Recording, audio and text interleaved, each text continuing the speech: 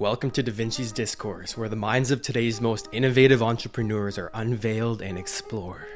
And my name is Kyle Campbell, your guide on this journey into the depths of the entrepreneurial psyche. So sit back, relax, and get ready to dive into the minds of the greats. This is Da Vinci's Discourse. All right, Brian, awesome to have you here, man. Seriously, it's a massive pleasure. So why don't we get into you a little bit? I'm fascinated by you. If somebody were to Okay. ask you who you are, what would you tell them?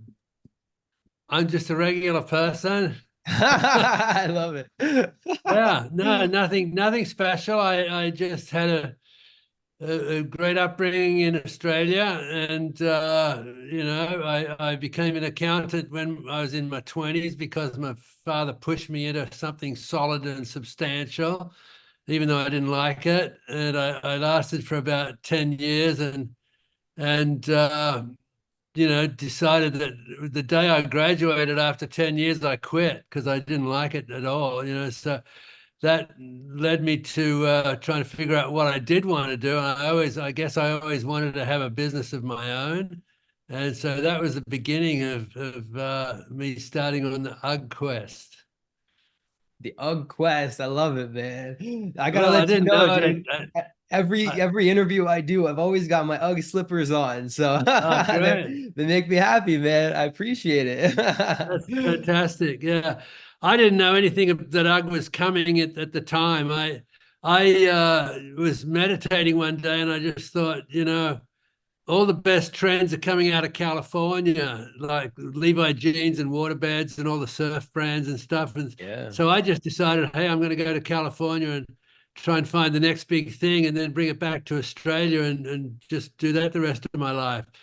And it was, a couple of weeks.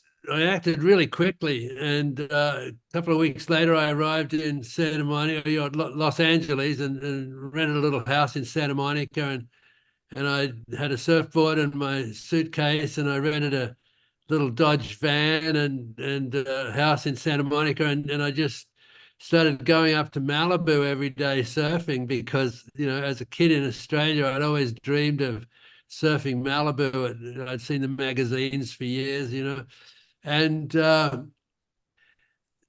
was looking for all, I was looking at newspapers, I was looking at billboards, I was looking at products that were around for months and months and months, but very, very, constructively looking and didn't find anything. And I think it was about the fourth or the fifth month I was up there. It was now October, November, the wind was getting pretty chilly. And I remember after surfing Malibu one afternoon, I was pulling on my sheepskin boots, my Ugg boots that I'd brought from Australia. And I was with my buddy Doug, and I just got these goosebumps. And I thought, oh my God, there's no sheepskin boots in America. And 1 in 2 Australians, just like you're doing now, right? 1 in 2 Australians had some sort of sheepskin footwear, right? And so I thought, oh my God, Doug, we got to go into business. We're going to be instant millionaires, right? And And how'd that work out, every man? entrepreneur knows what that's like. Yeah, no shit. Hey, oh, there's gonna be no problems. Next year we're gonna be a fucking millionaire. It's gonna be great. Thank God we're so, optimistic. Oh shit. So then what happened, man? What was the real story?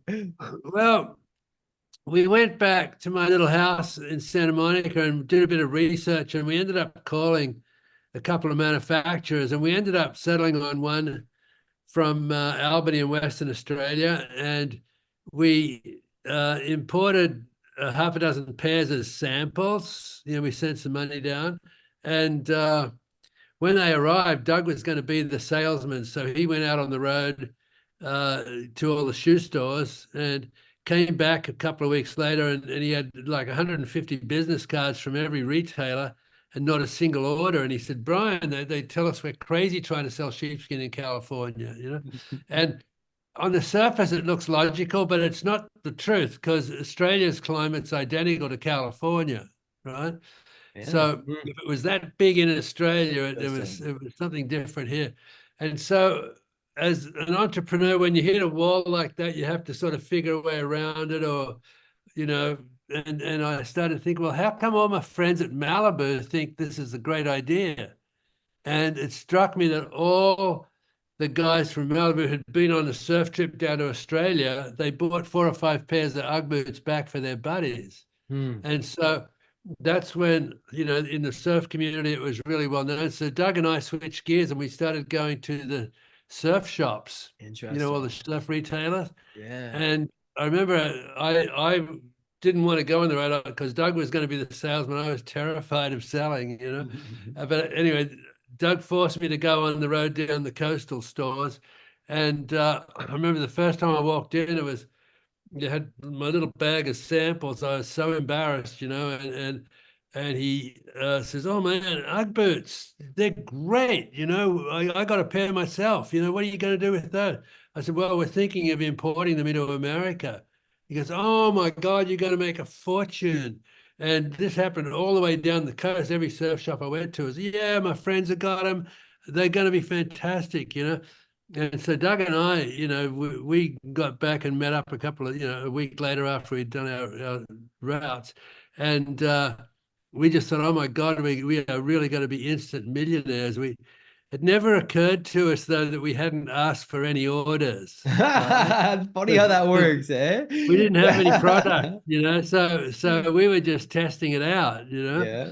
And so now we needed, some capital to buy product. And just like that, it was a real fluke. One of my roommates overheard me talking to Doug and said, "Hey, there's some guys at my office looking to invest in, businesses." And so we raised 20 grand and sent 15 down to Australia and bought 500 pairs of boots. And this was in October, I guess, and maybe November. And then by the end of November, they arrived.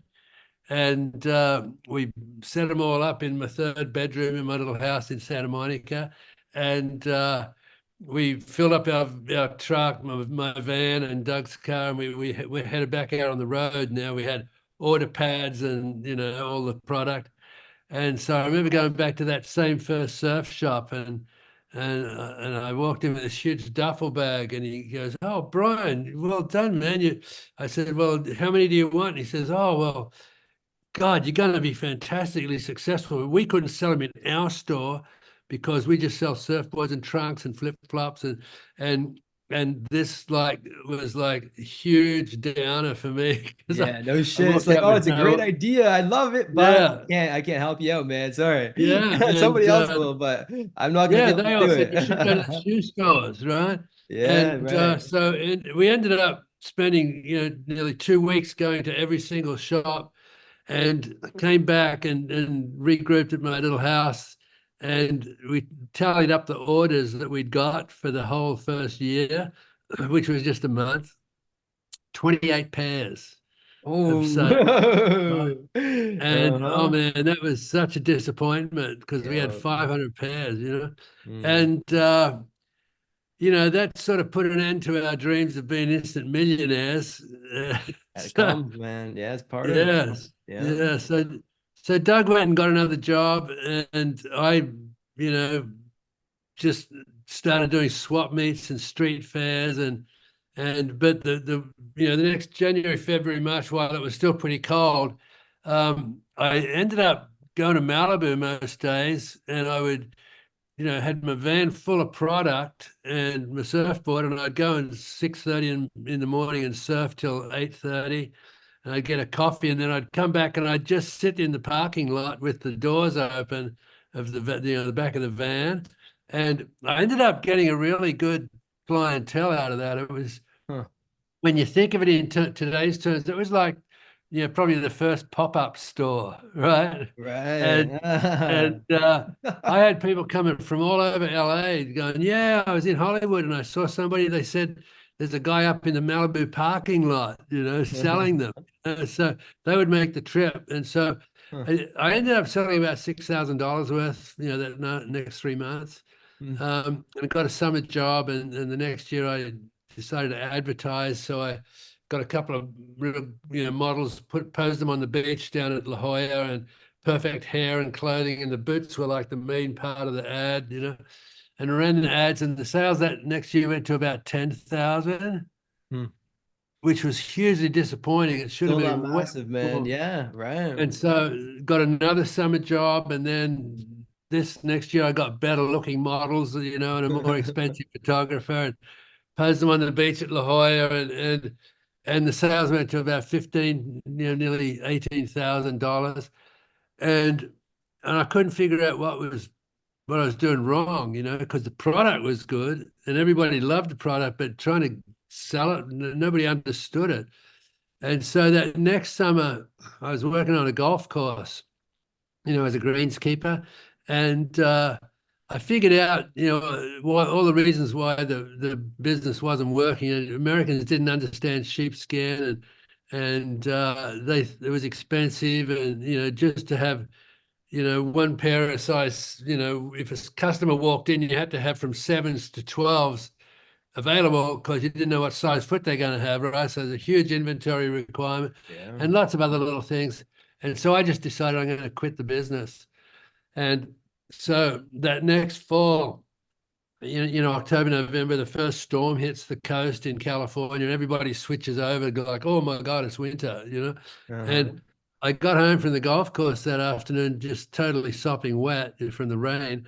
And the answering machine had like 20 messages going, oh, Brian, everybody's in the store asking for Ugg boots today. We need more. Can we come and pick them up? And I had like 15, 20 messages like that. And I realized, man, I can't even go to business properly. And so, I can't even do that right. yeah, so I That's ordered a funny whole as bunch shit. more from Australia. And this year that we started to finally get some momentum. Mm. And then I'm going to share a story with you about, this is a critical piece of marketing knowledge that I learned. This is after 4 years, right? Four years of wasting ad space in magazines and shit like that.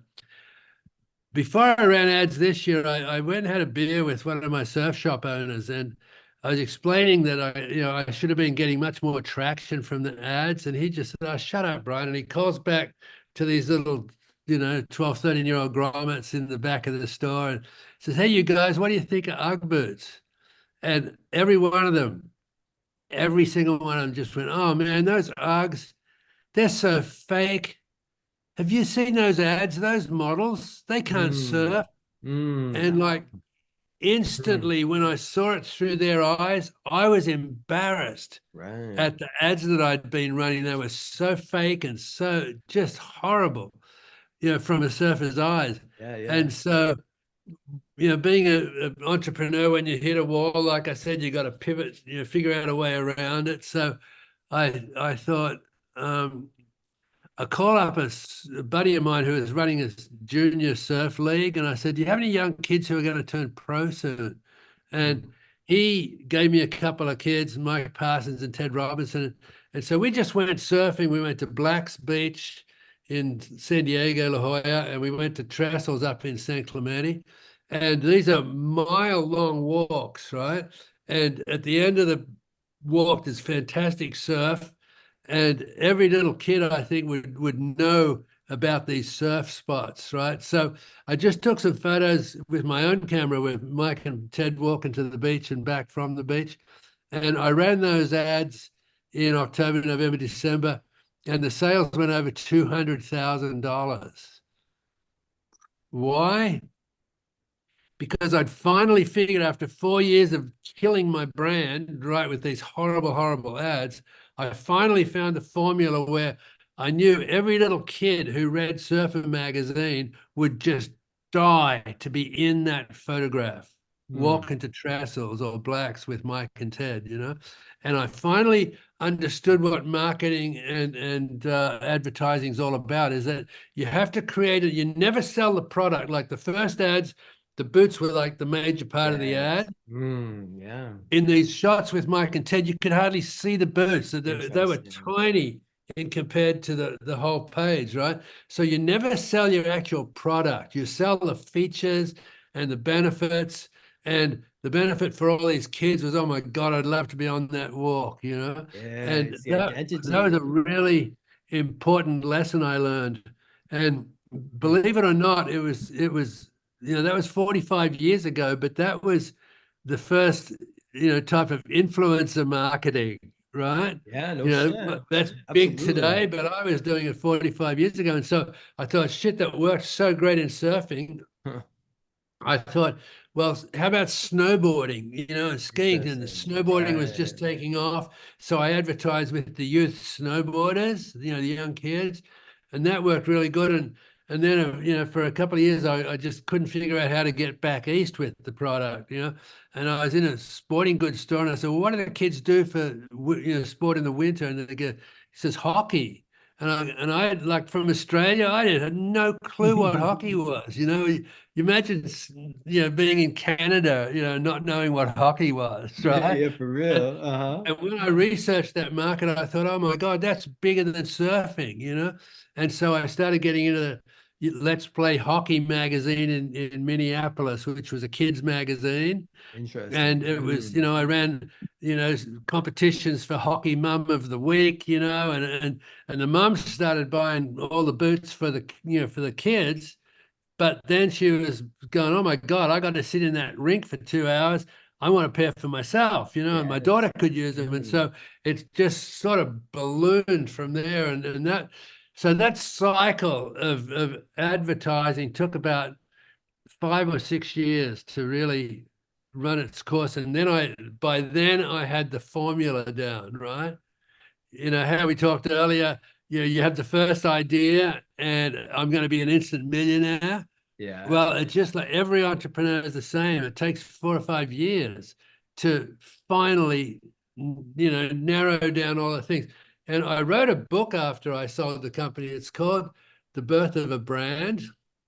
And it's like a roadmap for entrepreneurs. And the theme of it is that you can't give birth to adults, right? Ah, You can't interesting. give birth to Mm. adults. And Mm. everyone who starts their business, even you as a podcaster, right?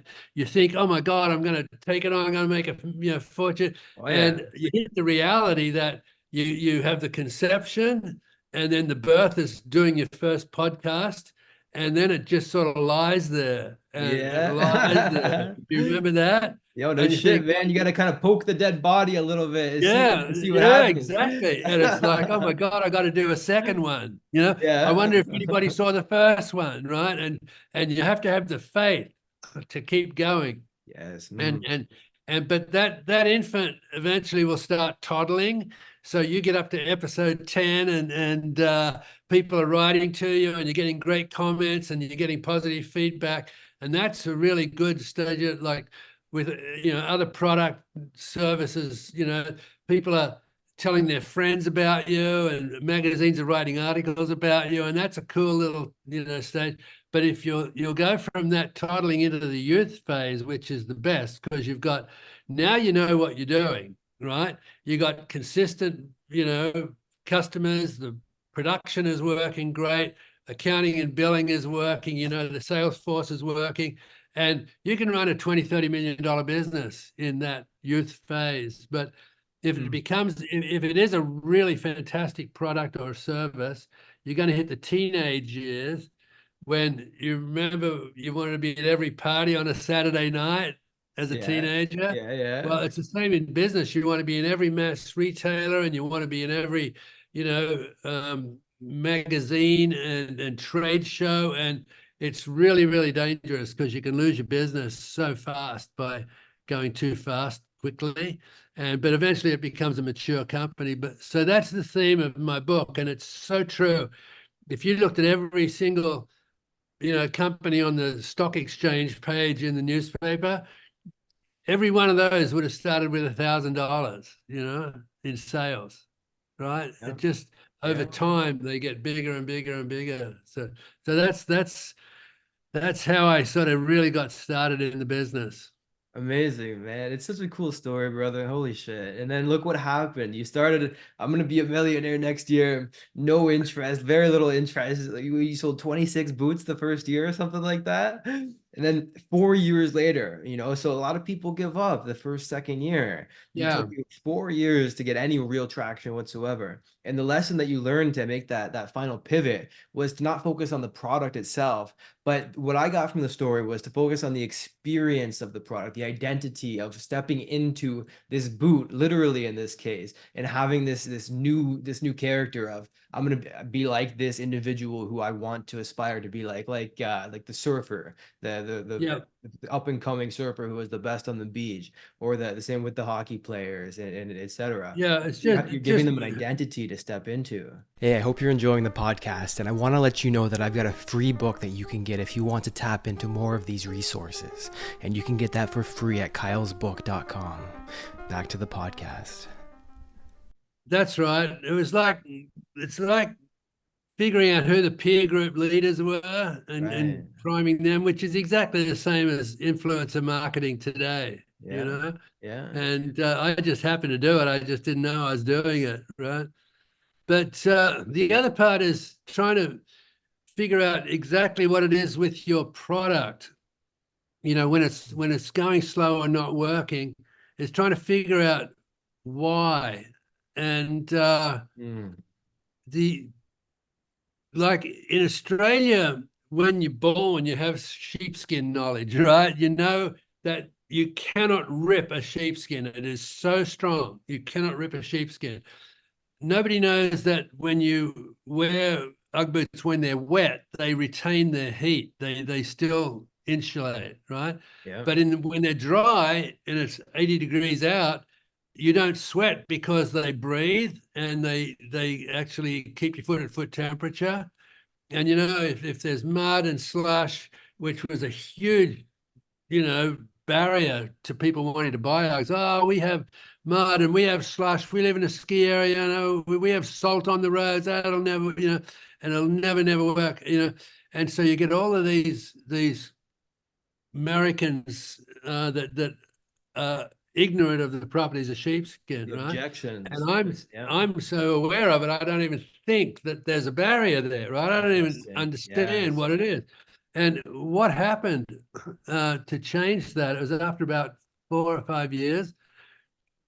It was the same year that I got the advertising right. Okay, I was in a store, one of my retailers, and they had 8 or 10 pairs on the shelf, right? And this girl came in and she was, pulled a pair off the bench, fell inside, and she said to the store manager, hey, what are these like? And the manager goes, they're boots, they're Ugg boots. And he says, and she said, well, can you wash them? And he said, I don't think so. And what happens if they get dirty? Oh, I don't know. And anyway, the bottom line, she put the boot back and walked out. And I was just, waiting for time to meet the manager, right? And I said, what the hell was that? And he said, well, what do you mean? I said, they're washable. I said, all the things I just explained, but to you about sheepskin. And he goes, well, I didn't know that. And so I came up with this marketing plan. I swear it was the most important thing in 20 years of me owning the Ugg business, right? And it was so cheap. I started running ads that if a store will buy 6 pairs, I'll throw in a free pair for the store manager, right? Every order of 6 pairs. Okay. And then when I gave the free pair to the manager, I made sure that I went to every store, because this was still all in California at the time, And I just trained these guys. First of all, I put them on. They put them on, and I go, "Oh my God, these are so comfortable! I never knew that, right?" And I'd explain all the properties. So, fast forward, I was in another store, and this program had been instituted, and a guy came in and was looking at the Ugg boots and said, what are these? What are these like? He says, oh my God, they're the best things in the world. I'm wearing them, right? He says, don't you get hot? No, they breathe. My foot never changes temperature. Well, What happens if I get them dirty? Oh man, I washed my boots twice already. And like, so the guy says, oh, but you know, I might as well tell you. So that was one of the marketing breakthroughs, Hmm. right? And it was Incentivizing so, the sales managers so that they had yeah, an yeah. incentive So to then educate you their had it. salespeople so that they knew what the hell they were selling and was able to communicate the benefits instead of Yeah, just they were able blindly to, selling. you know, they were able to sort of, explain to customers what they, overcome their objections.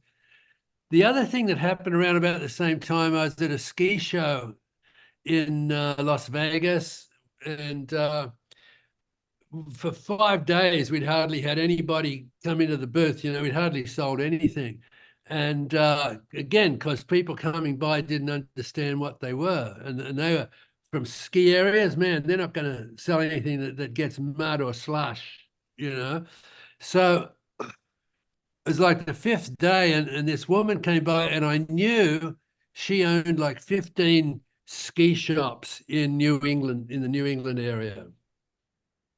And she was talking to one of my salespeople, and she's going, "Yeah, no, they'll never work where I am. We have mud and we have slush." And I just got so pissed off. I walked down to her and I said, "Excuse me, ma'am, would you mind just taking your shoe off and trying this on?" "Oh, I don't need to do that. They just look too hot." And I said, "Man, just please, just do me a favor." And she put a pair on, and she said, this is the most common thing I ever hear was, "Oh my God, these are so comfortable. Oh man, I could sell these in the after ski department," right? And just by trying them on, she ended up ordering like 20 pairs for all of her stores. It was like the biggest order that was more than our previous year's sales, right? Wow. Huh. In one order for one ski chain. And that's when I realized, oh my God, if I can get all the ski chains, this is going to be, Yeah. that's when you're going to hit the millions, right? Mm. And so that plus the manager in the store, those two marketing campaigns, because after that, I made a rule in the company. We had like 15, 20 salespeople at the time all over the country. And I made a rule that don't ever try and sell a pair of Ugg boots until they've tried them on. Right. Interesting. Mm. And that changed the nature of the company. Those two things, and both happened about 5 or 6 years into the business. So you're tapping into something interesting. It's the free trial element that you can tailor to any business, whatever it might be. But then there's also the tapping into other people's existing audiences rather than trying to what most people might have done in your situation, which would have been put it out in a magazine or a newspaper, maybe on the radio at that time and say, hey, look at these are all the benefits. This is why you should try out boots. But you Yeah, took a different route. You said, who's got my target audience already? Who's got the people who already have access to the perfect buyers? And you started that's right. even for the first 4 years, dude, for the first surf shops, you said instead of trying to sell them directly to the customers, where you have to sell one sale to make one sale, you Yeah. sold like one store owner who then could then make 100 sales. You see what I You mean? just hit it on the head. Yeah. You So you you had an expound on advocate. that. You Yes. had an advocate in every store to sell. An advocate. Right. And so that goes back Yeah. to the influencer marketing. No matter what your product is, there is some sort of benefit in terms of providing a free solution to somebody, a trial so that to somebody who has your target audience already, Yeah. showing them how amazing your product is, letting them step into that, and Yeah. then giving them the opportunity to share that experience Yeah. that they just had with their people.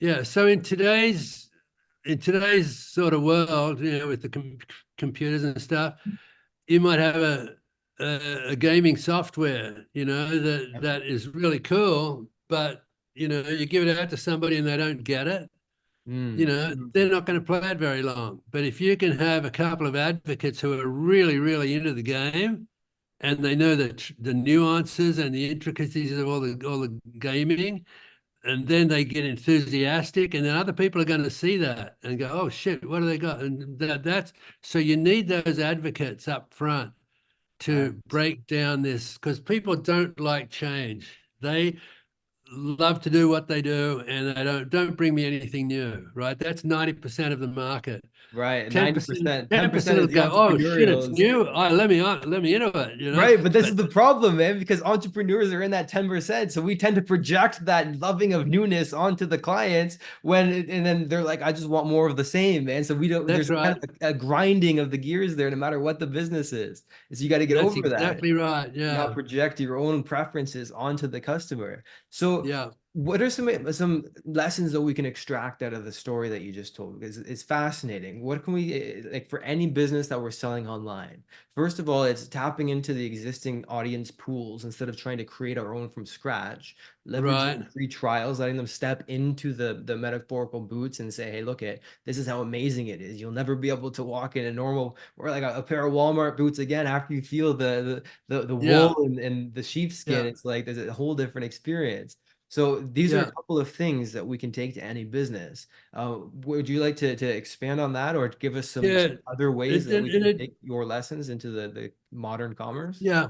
And it doesn't it doesn't have to be free trials. You know, people will pay for something, but you've got to have somebody to explain the features and benefits for them. The And education, once yes, they see it themselves, then they can start educating their customers. But yes. you can't just lob in with Interesting. a new software in a package and say, "Hey, try this." You know, you gotta make sure that your first customers totally get it, and, Mm, and it'll just start to go out from there. And there's a lot of the fact that it takes 5 or 6 years to get going is really normal. Would you believe that when I read the book Shoe Dog by Phil Knight, who you know who he is, yeah, yeah, founder yeah. of I know the book. founder of Nike, right? Yeah.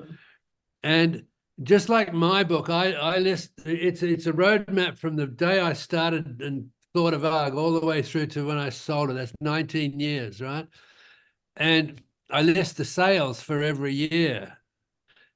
And Phil Knight did the same thing. And would you believe that the first 5 year sales of UGG was greater than the first 5 year sales of Nike, Crazy. right?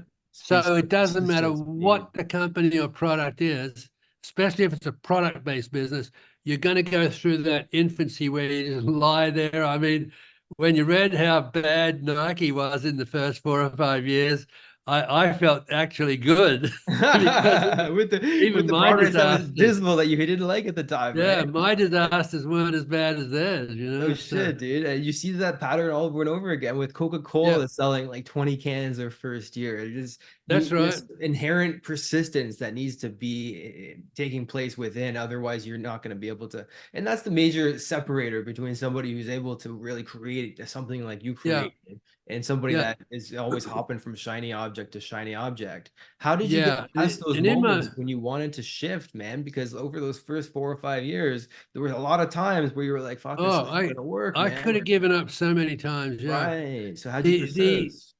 in my book, I got a lot of philosophy and spirituality because as an entrepreneur, you face things that your friends don't even understand. The loneliness, the Yeah. bewilderment about how to finance it, the challenges you have when customers don't understand you.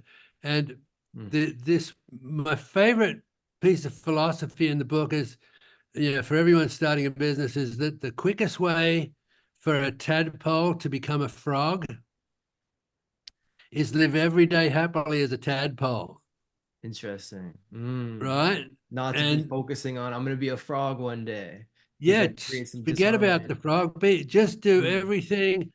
everything you can to make whatever you're doing a little bit better, little bit better, a little bit better every day. Mm. And it won't take long. It'll be months or years maybe, but you'll start to look back and go, oh shit, I'm a frog. Where's my tail? And No shit. and if the product's valid or the service is viable, it's just a matter of time for things to actually pick up and take off as long as you keep working at it every day. It doesn't have to be brilliant work. It's just something that, excuse me, something that moves you forward every day. So philosophically speaking and spiritually speaking, you're talking about doing it for the work itself on a day-to-day basis, as opposed to comparing yourself to where you want to be and feeling like a Com failure because you're not there yet. And so, Comparison is the worst. right. It's almost evil, Mm, right? mm, And and unfortunately, like I used to hate Phil Knight because every time as the Nike grew, and after a couple of years, they really started to take off. But they had a 12-month, product. Mine was 3 or 4 months, right? So they had a huge advantage. But I used to hate, the success that he had, getting it, when jogging took off, Nike sort of went with it and got into the billions, and then they hit into the basketball, and that took off, and I was so envious and so jealous, but really there's nothing that he didn't even know I existed, right? So what the hell am I getting so upset about, right? So I had to just, and I did. I focused back on my business, and bit by bit by bit, we eventually got into the billions. It's been, I think, 7 or 8 years now since Ugg has been in the billions, and the last 2 years it's been in the 2 billions, right? So it just it took a different path. It took a bit longer, but by just using those principles of being a tadpole, tadpole, tadpole, mm. tadpole, tadpole, it eventually ended up being a humongous frog. What about the branding of it? Because it's a tremendous brand. It's a worldwide. Everybody knows the brand. In high school, for example, every girl in the whole school wanted to have, everybody had Uggs, man. And like, and so that still pervades today. How It did you, does. right? And so it's amazing what you like. Yeah, Very well, few that people can that actually do was that. So how do you build that brand that really is that was creating that a identity? deliberate thing. Right. Let's talk about branding. Your brand is not your trademark, Okay. right? It's not your trademark registration. Yeah. Your brand is not your logo, Okay. right? Your brand is not the product itself, right? Yeah. Mm-hmm. Your brand is what people think about you, It's the positioning in their headspace. right? What do they think? Now, you just created this, or told me the scenario that I created, which was, shit, if you don't have a pair of Ugg boots at high school, you Yeah. are just not one of the cool people, No shame. Yeah. right? So I really went after when I finally discovered, though, when those young surfers told me how fake my ads Right. were, Mm. after that, I just went for credibility, credibility, credibility. And I created situations and photographs and images where the kids, like starting on the beaches, Mom, they're at Malibu High. Mom, all the cool kids have got a pair of Uggs. I want a pair for Christmas, right? And the kids can't afford them, but the moms certainly will, right? So by going after the kids, after a couple of years, it was, all the way down south to San Diego. If you didn't have a pair of Ugg boots at, Oceanside High in San Diego, you were just not one of the cool kids. So the peer pressure, and by taking that into the snowboarding market, was, that was the same thing at school. All the snowboarders, hey, I got Uggs, I'm cool. I can go to, and even back to the hockey players, right? So the moms, they bore the brunt of the financial impact, but the kids' peer pressure, and that led on, when because it started in California. What happened is, the the kids would get to the college age and they go, well, I'm going to Boston for college, right? Or I'm going, Toronto, whatever, right? So they bring their Ugg boots with them from California, Yeah. and everyone in Boston is just incredulous, like, oh, they're the ugliest things in the world, but pretty soon they start buying them, and then before you know it, everyone in college has to have a pair of Ugg boots, right? And so that peer pressure was very, very deliberate, and we kept the Mm. image of the like the influencers, even though we didn't know about influencers, the people that we put product onto were very influential. And that created the branding of really high end, and Mm. it was so powerful that there were a couple of competitors that tried to get in the business, and the moms would find out, they don't know that they're sold in surf shops or sporting goods stores. So they go to the shoe store and they find some knockoff, and they give it to the kids, and the kids won't wear them to No, they're school, like, no, I asked for Uggs, right? mom. What the hell is this? I'm getting Yeah, made fun of at school for these. Can't so do it created it. this unbelievable brand value. Yes. Mm. Again, it wasn't the logo, it wasn't the trademark registration, the brand awareness that I've got to have the proper Uggs is what carried that through, and it still works today. I mean, that Ugg brand is so powerful that people will not want to wear a knockoff. Me neither, man. I know. That's what I'm saying. So Yeah, how the question becomes, how the hell did you do that? How can somebody who has a brand and whatever it might be, could be social media marketing, it could be consulting, it could be selling a course. How do we yep, create that space in the customer's head where every other competitor is a knockoff? We're the real deal. How do you yeah. own that market like you Well, did? it's much easier today than it used to be, before the internet. Because I sold in '95, which was like the day the internet started, right? That's Yeah, when the year I was everybody born, got by the way. Yeah. that's when everybody got desktop computers, right? Yep. Um, and so for me, it was very difficult to put all the materials together to hit a wide number of people. Today, if you have a really good designer and can build a really decent website and get a really good product, then it's much, much easier today to find that image that people want to emulate, Mm, right? And mm. and that's where, these paid influencers now have sort of just come into their own, because they know if they talk about a product, they can get a brand following. Now, if it's a shitty product or something that 100 other people have got, it'll launch like a flash, and then 2 weeks later it'll be gone, right? So that's Right. the downside of the internet. Yeah. But if you can create a really good image and a great story, right? People these days want to believe in stories. And so, hey, here's what I how I came up with this, and here's all the people that I brought on to bring this vision in, and launch it that way. Then you get a bunch of true believers telling Mm, their friends about, hey, you mm. got to go check out this product. You got to go check out. And I'd say there's a half a dozen brands that I follow because I just like the story, right?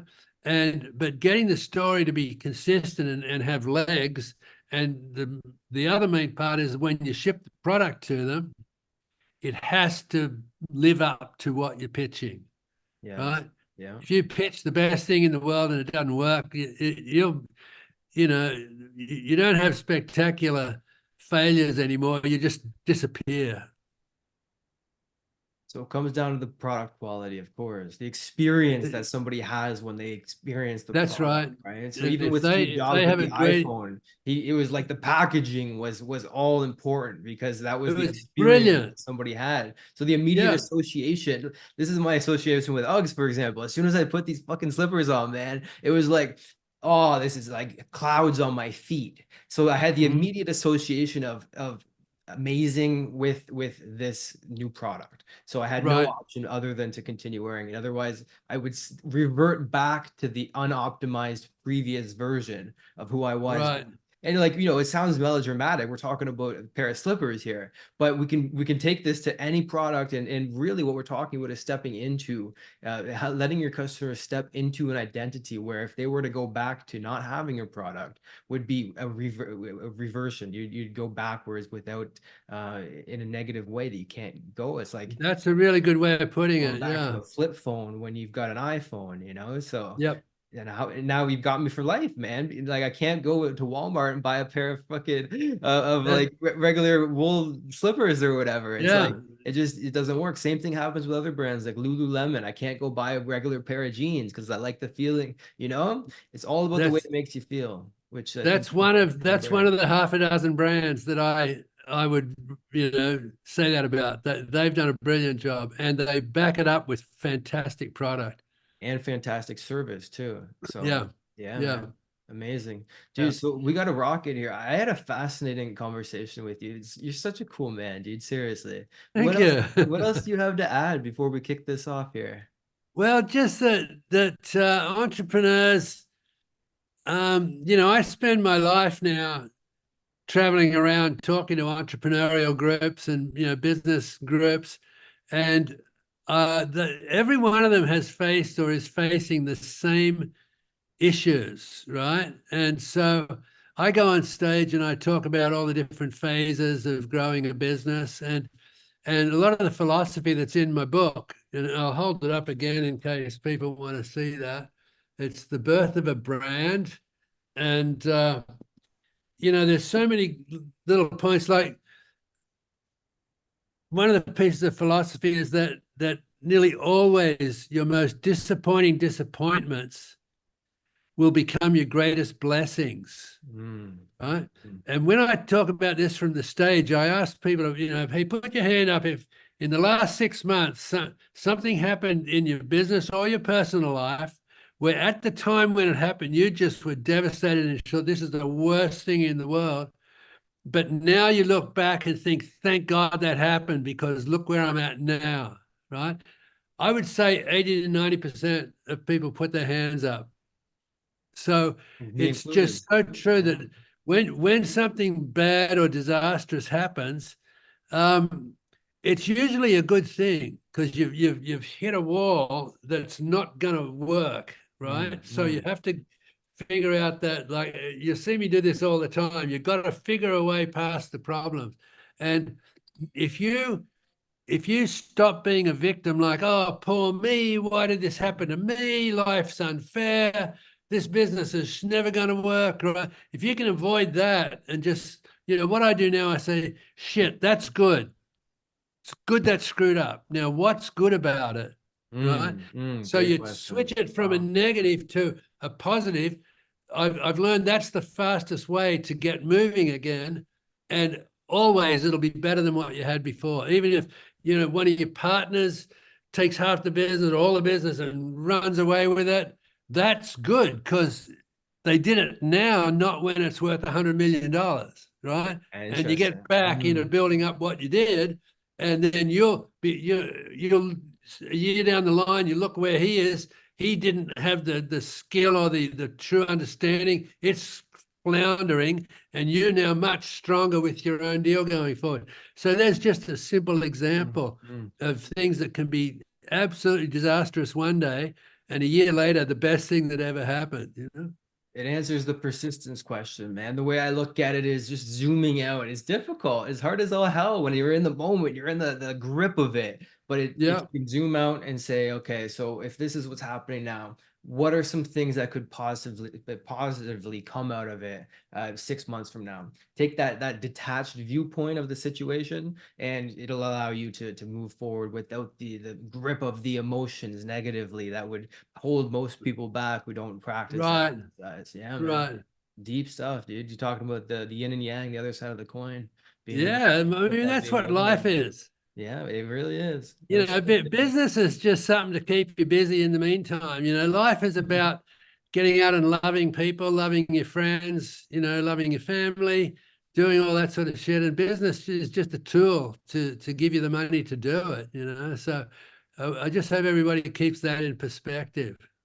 I love it, man. Dude, thank you so much for being here, brother. Seriously. And All right. fascinating story. Awesome lessons that we went through, seriously. And Well, we will keep in touch, man. Thank you so much. Seriously. okay. Sincerely, Thanks. And man. if any of your listeners, part of entrepreneurial group, for sure, contact me. You can get me on the website, Brian Smith, speaker or UGG founder. There's lots of ways to get me. And, read the book. That's a roadmap for every entrepreneur. And it's timeless. It's just such a fun read. Everyone says it's a really fast read. And I know that's because at the end of every chapter, you're not sure I'm going to be around next chapter. which which It is keeps you on exactly the edge what of your the seat, eh? entrepreneurial trip is all about. So it's a Yeah, wild yes. ride. It's a really fun ride. Yeah. Same as the life, same as business, dude. I love it. Yeah. Brother. We will keep in touch, man. Seriously, sincerely, thank you, Thank, man. and I appreciate you. Okay, thanks a lot. Catch you Okay, later. man. I'll talk with you soon, man. Bye. Bye-bye. All right. I hope you enjoyed that podcast episode. And if you want to get a free copy of my book, go to kylesbook.com and you can get a copy there. I'll talk with you soon.